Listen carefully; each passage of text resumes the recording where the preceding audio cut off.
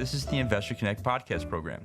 I'm Hall T. Martin. I'm the host of this show in which we interview angel investors, venture capital, family offices, private equity, and many other investors for early stage and growth companies. I hope you enjoy this episode.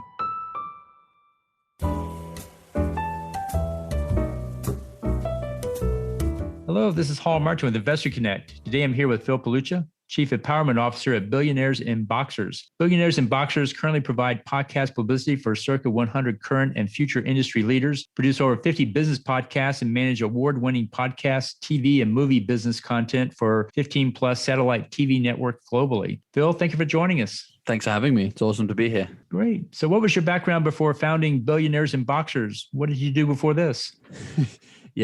So it was not in podcasting or publicity, which I think people often find quite surprising. But I essentially now do and teach the skills that I had to develop as a business owner who found myself on the wrong side of that.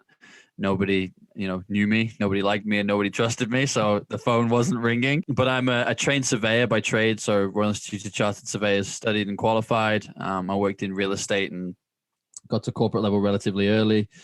Decided I was going to take the bull by the horns, go off and start my own business, which is what I did. And kind of just thought naively that the phone would ring, right? I've done a couple of keynote speaking gigs. I got to board level for large businesses in my 20s. It'll be fine. And that's not what happened. So the business where we are today and everything that we do and all the success we have was born out of my frustration and desperation to try and figure out this stuff for myself. And now we do it for other people. Well, that's great. So what led you to start work in this space? Why were you looking in this direction to begin with? So before becoming a surveyor, my career, as far as I was concerned, was mapped out for me. I was going to be a soccer player, right? And that was from the age of like 6 or 7, I was signed for professional academies. So that was my career was I'm going to play until my mid-30s. Then I'm going to become a coach. Then when I'm bored of coaching, I'm going to become a pundit. Right. So this was my career mapped out for me. And then sort of late teens, early 20s, I got told the thing that nobody wants to be told, which is you're medically retired. Your shin bone has the consistency of dried spaghetti. You can't play this sport anymore. And I was miserable. So I went and started studying. But around the same time, this is probably, how long ago are we talking here? So about 12 years ago, I got involved in my first fan podcast. Friend of mine contacted me and said, look, fan alternative commentary is just becoming a thing. This was before the days when sports clubs would drip feed you content on their Instagram feed every 5 seconds. Like if you wanted to know what was going on outside of game day, you'd have to stand on a bin and look over the fence at the training ground, right? So I kind of posed quite an interesting proposition because I was both a fan and also somebody who'd played the game and been the other side of the wall. So I joined the podcasting scene there. Was thinking, why are we not making money from this? Why are we paying to do this? This is insane. We've got, I think, like 8 to 10,000 listeners at the time.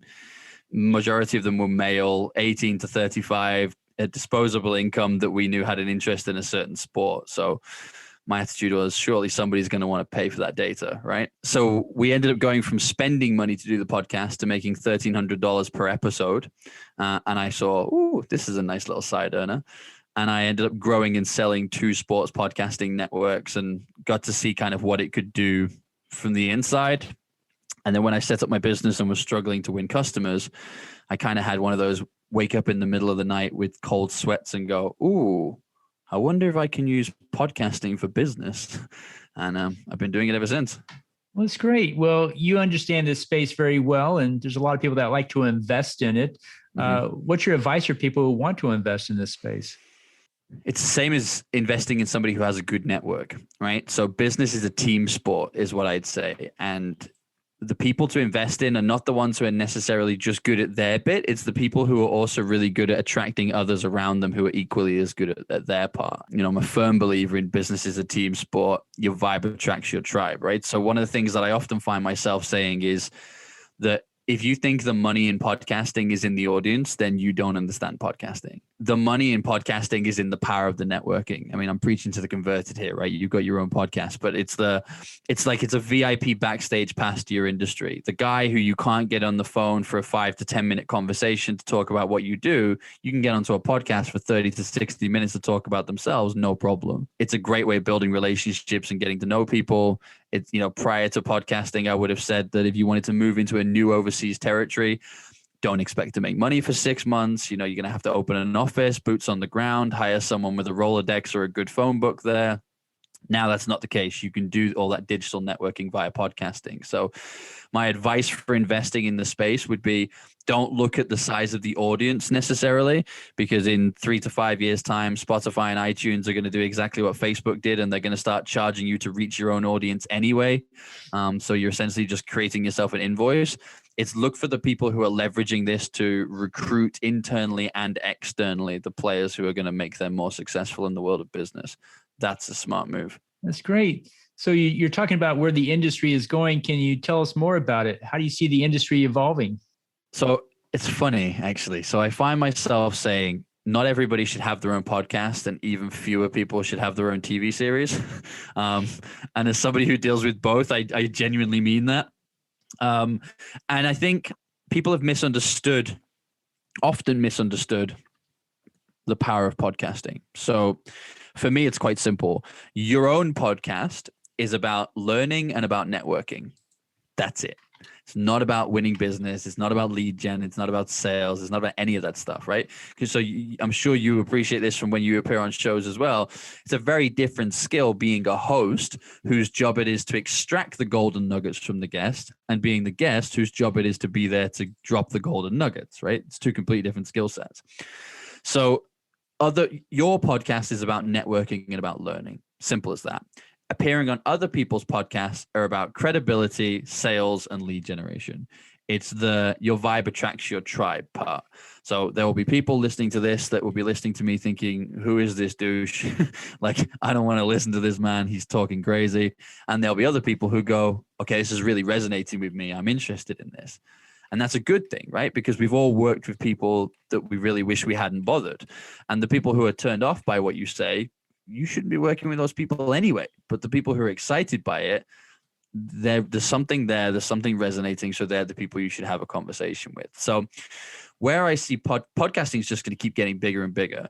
My fear for the industry is that it's going to become exactly like Facebook is right now, right? Where, Facebook was very good for a long time at letting you grow an organic audience. And then suddenly they started charging you to speak to your own audience, and you'd have to boost post and stick a budget on anything. And then even with Facebook ads, Facebook ads are great, but I remember the time when you could stick like a $5 a day budget on those things and it would do quite a good job. I think the last time I looked at it, it was like $30 a day is the recommended reach for this. And it's like, really? And podcasting is going to go the same way, unfortunately. Gary Vaynerchuk said it in about 2015, 2016. He said marketers ruin everything. They figure out where you're paying your attention and start advertising there. And podcasting is going to be no different, right? It's going to be no different. However, if you follow the strategy that I kind of preach, which is not the focus on audience growth, it's focus on networking and the relationship building aspect, it will still remain an incredibly powerful tool for many, many years to come. Well, that's good advice. It seems like podcasting continues to grow dramatically. What is the growth rate today from your point of view? Too big. So the reason I jokingly say too big is that, during like the first 6 months of COVID, there were more than 350,000 new business podcasts created. That's a lot of business podcasts. That's a lot of people all vying for the same kind of audience, which again is why I don't advocate trying to look for just audience growth, because now everyone's trying to make too much noise, right? But the reason it will continue to grow is because it's easy access. It's free to access for lots of people. But if you ever look at the statistics, I'm not a huge fan of statistics because they can be manipulated by the data that you put into it, right? So garbage in, garbage out is kind of what I say. However, it's not difficult to see, because a quick search on Google will show you this, that many podcasters will get to 10, 12 episodes and stop because it's not getting the attraction that they wanted. They went into it with the wrong reasons, and they had vanity metrics in mind and it wasn't working for them. So it will level out at some point. Where I think the real exciting market here is just like emerging technology. The areas that have now got much better connectivity in terms of internet wise. So we're talking Africa, Latin America, Southeast Asia. Just as their technology market is growing, so is their podcast market. So The number of podcasters, for example, in Africa doubled last year in 2020. It doubled from 2019. That's a phenomenal statistic. Even more so when you factor in that they're still approximately 10 years behind the market of the US. So that's a tremendous amount of growth opportunity in those areas. And if you're a global connector and somebody that likes to do business cross borders, you're going to have a lot of fun with that. So how many podcasts are out there today? Like 2.5 million, I think, with the last count, we have active podcasts. I mean, there's a lot of different podcasts out there. I mean, it depends who you listen to, but I think Statista last said that last year we were having like 50,000 podcasts a day released globally. Wow, like that's a lot of podcasts, right? Yes. Spotify must be rubbing their hands in glee. But it's no wonder they're going to start monetizing it in terms of charging you to look at your own audience and all that kind of stuff. And it's awesome, isn't it? Because it's a great tool to meet people and it's a great tool to have conversations. I mean, I'm somebody that likes to be as efficient as possible. So I am sure that you and I would have a fascinating conversation in private. But why not record that conversation and then we can help even more people with it? It's out there evergreen. It's producing backlinks. Who knows who it's going to reach when it's supposed to reach them? And if we wanted to, we could start to repurpose that for marketing material. So one of the things I always say to people is it really doesn't matter how many people are on that particular podcast listening. It's how you use it afterwards.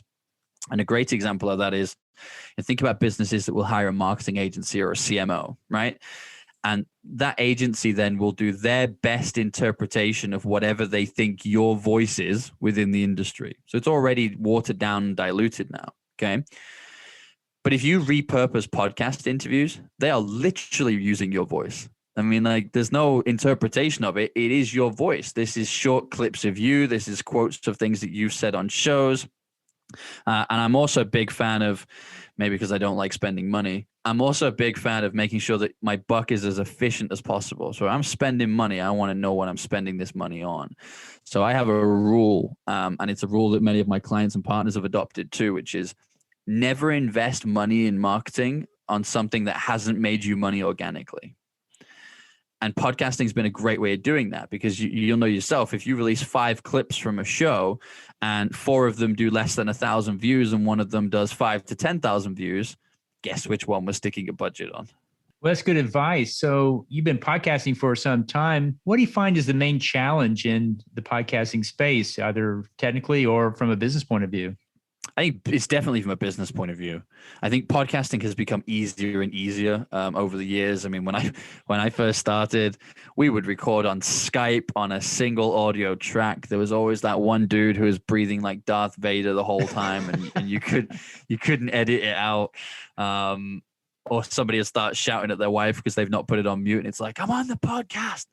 Can you keep them quiet?" And you're like, how are we ever going to release this show? Like, how we made money from this is a miracle to me. So it's actually become easier and easier. And I often jokingly say things like, I mean, if you look at Matchmaker, which I think is one of the places that we met, it's a great tool for helping find guests and guests who are looking for shows, right? That's awesome. When I first started inviting people onto shows, it was like I was inviting them in for a police interrogation. Like they thought I worked for the IRS or something. It was like, who are you? Why are you asking these questions about me? What do you want to know this for? It's like, I just want to get to know you. You know, there's no cynicism in it. I promise. I'm not sat outside your house monitoring your calls. So it's definitely the business aspect, right? And again, not a fan of stats, but statistics say that less than 10% of podcasters and guests will ever monetize podcasts. And I typically find that that's because most people try and run it like a TV or radio show. And that's not what this is. You know, TV and radio is polished. It's airbrushed. I mean, especially TV. It's like 3 hours worth of content cut down into a 45-minute show to show you the highlights. Podcasting is so raw and it's so authentic. And that's where the beauty is. And if you try and go too above that and start to polish it too much, it loses its authenticity. And now you're in the wrong space, right? So I think the biggest challenge that most people have is not really understanding what its power is. So they come into this with kind of like a plucked out of thin air vanity metric of, well, I'm going to do this for a month, and if I don't get to 5,000 listeners, I'm going to leave. And it's like, you talk to some of these businesses, especially service-based businesses, and you're like, you couldn't even handle 5,000 customers. Like, what are you doing? Like, if I brought 100 of your ideal customers to your business right now, you'd be having sleepless nights. So why on earth do you want to have 5,000 downloads? Like, what are you plucking this number out of thin air for? And then you get disappointed when you don't get there. Like our current podcast, our new podcast that we launched in about, I don't know, November time maybe, has 350,000 subscribers and is picked up and repurposed by 2 global radio stations. And I can honestly tell you that happened because I don't care about the audience. And that sounds awful, doesn't it? But my attitude towards the audience is I'm learning, I'm networking. If you want to learn and come along and get the golden nuggets and grow from this too, good on you. Awesome. I really hope it smashes it and it helps your business grow. If you don't want to listen to this, more fool you, because I'm just going to go and carry on because it's helping me grow. I'm growing as an individual. I'm learning and it's helping me. So, and by doing that, people have kind of bitten onto that and gone, I like this. Like he's learning, I'm learning, we're all doing this together. And I tend to ask the questions that many of them would like to ask if they're on the show anyway. So I am just that sort of mouthpiece for the people in the industry. And it seems to resonate well with people. Well, it's great. You mentioned the Darth Vader effect. When I first started, I had a headset with a microphone on it, and I was talking to a guest once, and I started hearing that breathing sound come in, and I was looking around to see who is doing that. And it turned out it was me. So I had to move away from the headset because it you can lose yourself in the podcast and not be cognizant of where that's coming from. But it was a learning experience, which is I think everyone goes through at some point. But I actually banned hooded tops with a zip for that very reason, because people would have headphones on and they'd be talking away and the microphone is rubbing against their zip the whole time. And because they can't hear it, they don't know that.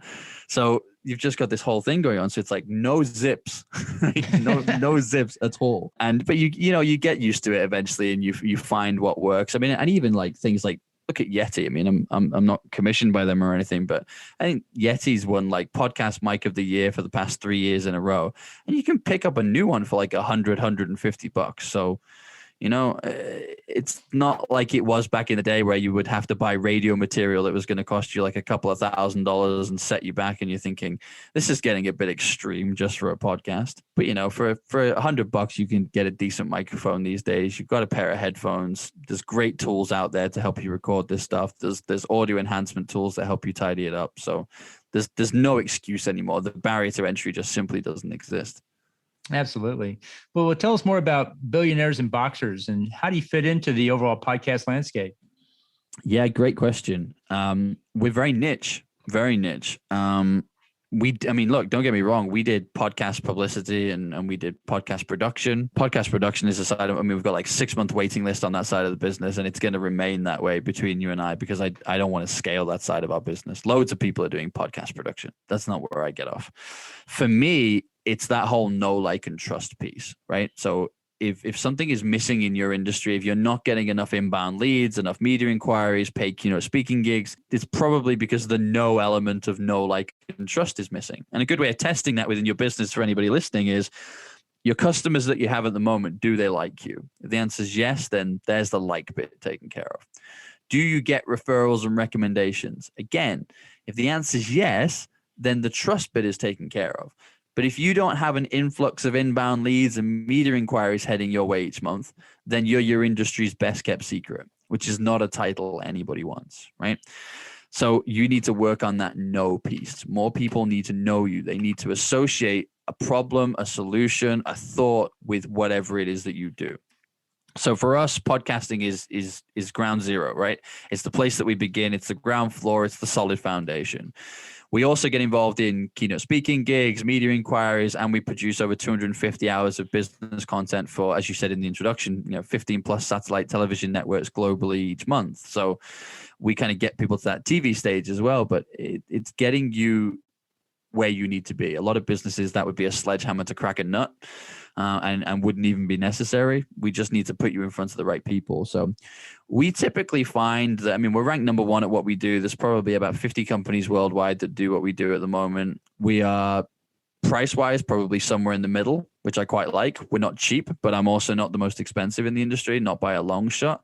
And my philosophy behind that is I like being people's favorite invoice to pay, because they're not going to go anywhere, right? If they continue to have great value and a great service from us and enjoy paying the invoice, they're not going to go anywhere. So For us, it's about positioning ourselves and working with VCs, private equity firms, businesses directly, and podcast networks to make sure that their audiences they're reaching the audiences that they should be. They're providing value, but they're also converting them into leads, fans, and even advocates of what they do.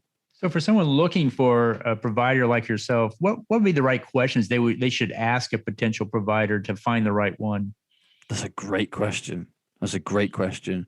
So with the power being in the network, you want to know who their network is.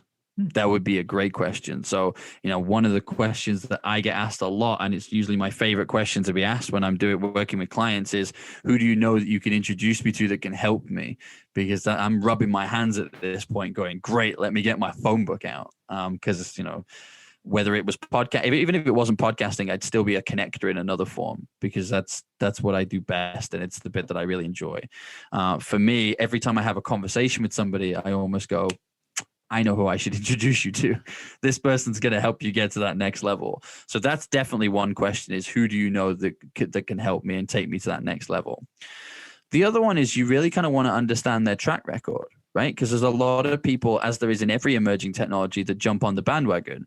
Like there are people that will spring up and tell you, I'm a podcast production expert, I'm a podcast publicist, I'm a whatever. And actually, they've been in the industry for 12 months. They've not really achieved anything for themselves. And they sure as hell don't know how to do it for you. They know how to design a nice website and hit some keywords, but that's about it, right? So you really want to understand their track record. Again, I mean, not to say you have to work with me, but as a bit of a comparison, I've done 12 years of podcasting, over 10,000 hours of podcast, grown and sold 2 podcast networks, and then grew and sold 2 professional agencies. So one executive search firm and one ad agency, you all using podcasting exclusively to fuel those businesses. So now we've been teaching other people and doing it for them for 6 years with a 100% success record.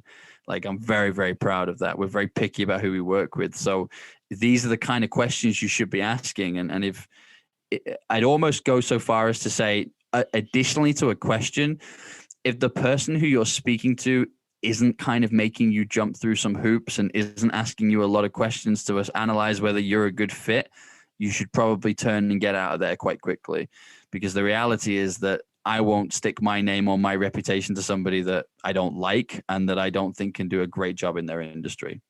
Good advice. And so in the last few minutes that we have here, what else should we cover that we haven't?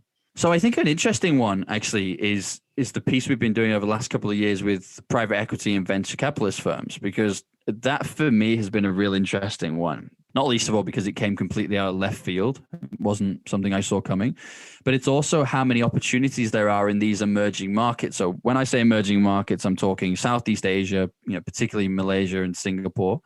I'm talking the southern part of Africa, a little bit of Northern Africa as well. Sorry, anybody in Northern Africa annoyed at this right now, but particularly Southern Africa, and then Latin America. There are a lot of businesses in those areas and a huge amounts of potential there. I mean, it's not a surprise that the likes of Amazon and Microsoft are spending billions of dollars building data centers all the way across Africa, right? They know it's the next big market. They know what comes next. If you wanted to take one market and take fintech, for example, Singapore knew that they weren't going to be able to compete with Hong Kong for that classic banking model, right? Hong Kong have that nailed. That's theirs. So Singapore focused for the past 5 or 6 years on being the fintech market. That's who they're going to be. But there's so many opportunities, particularly for US businesses and investors, to go and have a lot of fun over there, do really well in terms of your investments, but actually use your experience and connections here back in more established markets to really open doors and facilitate the introductions for these businesses, many of whom this is a pipe dream to move over to the US. They have no idea how to do this, but they have a product that would really revolutionize the market over there. So there's a minefield of opportunities if you just kind of go out there and find it. Now, the great thing about podcasting doing this is that previously you'd have to kiss a lot of frogs, right? And then to find a few princes. Whereas now you get to see who you resonate with. You get to learn about people firsthand. You get to see who you should be doing business with. And, this is a philosophy I use in my business. And if you pick it up in yours, I'll be delighted, because I promise you it will help you no end, which is I love what I do, but I only love what I do when I love who I'm doing it for. if I don't love you and have a vested interest in working with you, we should not be doing business together.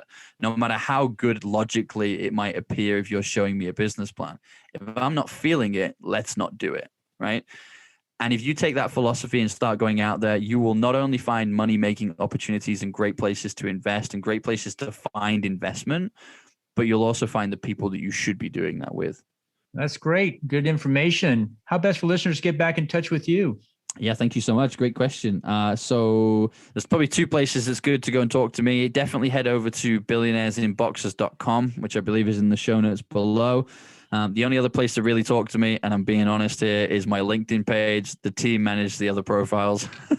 I like LinkedIn. It's a good platform. So if you want to kind of come and learn about what we do, head over to the website. If you want to ask me any questions directly and specifically, head over to LinkedIn and come and chat there. Great. We'll include those in the show notes. I want to thank you for joining us today and hope to have you back for a follow-up soon. Thank you so much for having me.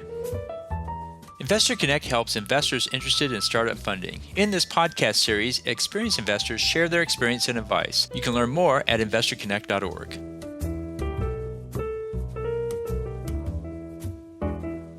Paul T. Martin is the director of Investor Connect, which is a 501c3 nonprofit dedicated to the education of investors for early-stage funding. All opinions expressed by Hall and podcast guests are solely their own opinions and do not reflect the opinion of Investor Connect. This podcast is for informational purposes only and should not be relied upon as a basis for investment decisions.